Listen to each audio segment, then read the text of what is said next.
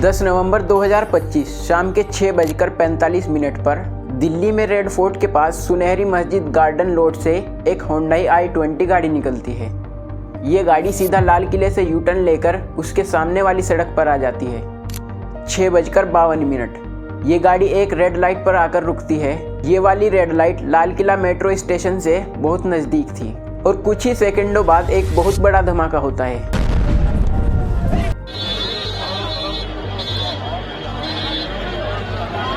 ये धमाका इतना खतरनाक था कि आसपास में खड़ी 6 गाड़ियाँ और 4 ऑटो रिक्शा में आग लग जाती है और उनका मलबा 150 मीटर दूर तक जाकर गिरता है। सड़क पर लगी लाइटें बुझ जाती है और मेट्रो के शीशे तक टूट जाते हैं। इस वीडियो को आप ध्यान से देखोगे तो इसमें दिख रहा है कि धमाका होते हुए कितना ज़्यादा इम्पैक्ट हुआ।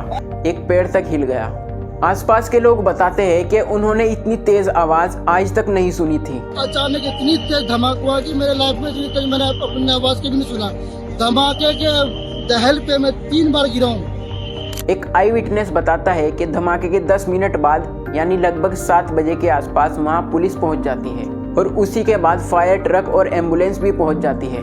धमाके में 20 से ज़्यादा लोग घायल होते हैं और करंट रिपोर्ट के मुताबिक उनमें से 13 लोगों की जान अभी तक जा चुकी है। कुछ टाइम बाद NIA और NIS की टीम भी वहाँ पहुँच जाती है।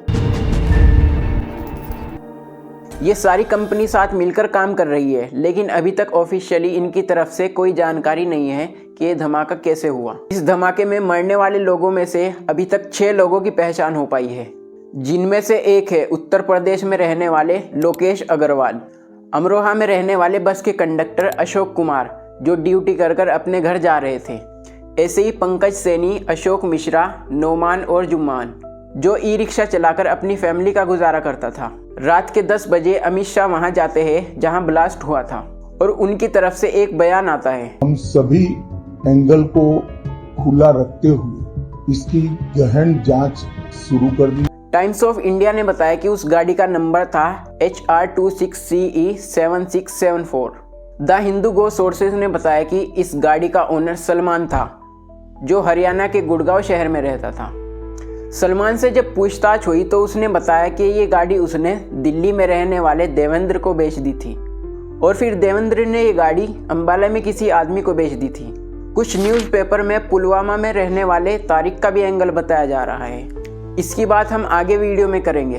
प्रधानमंत्री ने इस धमाके को एक साजिश बताया है। इसके पीछे के षड्यंत्रकारियों को बख्शा नहीं जाएगा।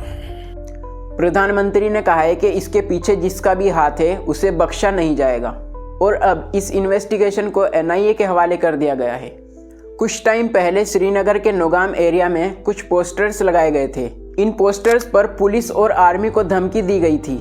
पुलिस ने जब जांच की तो काजीगुंड के डॉक्टर आदिल मजीद का नाम सामने आया जो उस वक्त सहारनपुर के किसी मेडिकल कॉलेज में काम करता था और उसे वहां से गिरफ्तार कर लिया जाता है। पुलिस ने जब आदिल के लॉकर को चेक किया तो उसमें से AK-47 राइफल निकली। आदिल के जरिए पुलिस पुलवामा में रहने वाले डॉक्टर मुजाम्मिल तक पहुंची। उसने गांव में किराए पर एक घर ले रखा था। पुलिस ने जब उस घर की तलाशी ली तो वहां से 360 किलो एक्सप्लोजिव मिला। अप्रोक्सीमेटली 360 kg जो है इनफ्लेमेबल मटेरियल बरामद हुआ है जो कि सस्पेक्टेड अमोनियम नाइट्रेट है। बाद में जब कई और जगह रेड्स की गई तो 3000 किलो से भी ज़्यादा एक्सप्लोजिव मिला जिसे बम बनाने के लिए यूज़ किया जाता है। वहाँ से एक राइफल, 3 मैगजीन, एक पिस्तौल और कई सारी चीज़ें मिली जिन्हें बम बनाने के लिए यूज़ किया जाता है।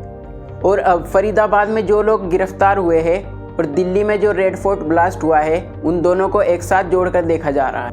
इंडियन एक्सप्रेस के मुताबिक इन 2 लोगों के अलावा भी 2 और डॉक्टर को शामिल बताया जा रहा है, जिनमें से एक लखनऊ की महिला डॉक्टर जिसे अरेस्ट किया जा चुका है और दूसरा उमर नाबी जो अपने तीनों दोस्तों की गिरफ्तारी की न्यूज़ सुनकर फरार हो गया। इसी उमर नाबी पर ब्लास्ट का आरोप लगाया जा रहा है और पुलिस इसे ढूंढने में लगी हुई है। एक और साइन जो ये बताता है कि ये हमला उमर ने ही किया होगा।